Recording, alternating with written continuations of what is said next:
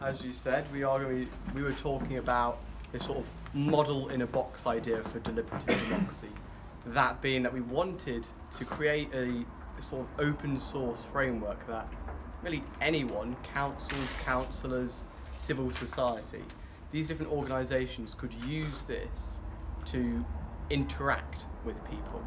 Those, I suppose you could say, who are the stakeholders, those who have the most important stake in what's actually being discussed. And we spoke about a lot of things, absolutely massive array of things, so it's very difficult to make it into a nice, succinct point.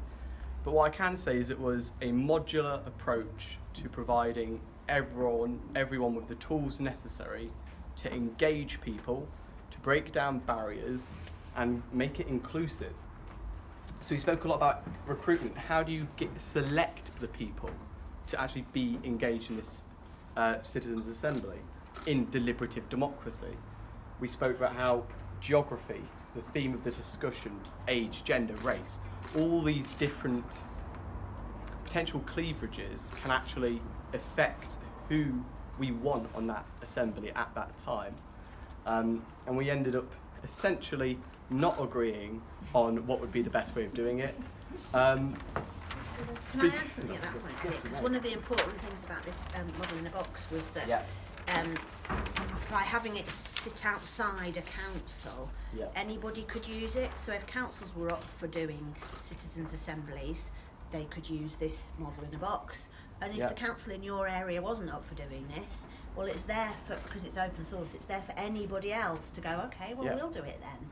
So citizens have got it as a tool to start engaging local people around what's important to them.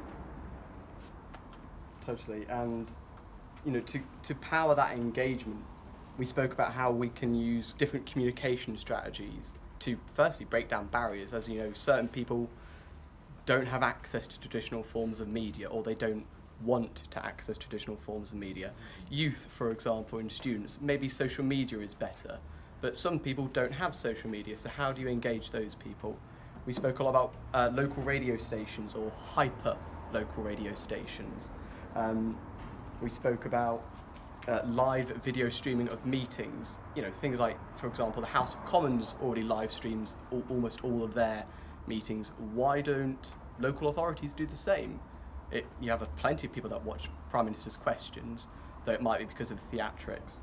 And a big part of it was also, how do you measure the success of the deliberation? Because you can deliberate all you want, but if there's no tangible result at the end of it and nothing's happened positive, what's the point of it all? So we sort of borrowed some of the more business world terminology, this OKR, objective and key results mechanism for measurement, where we think it's probably the best idea that we have a broad objective and then separate underneath it a bunch of different aspects that can be statistically verified as working, different measurements, and that would be how we'd measure success in a deliberative democracy.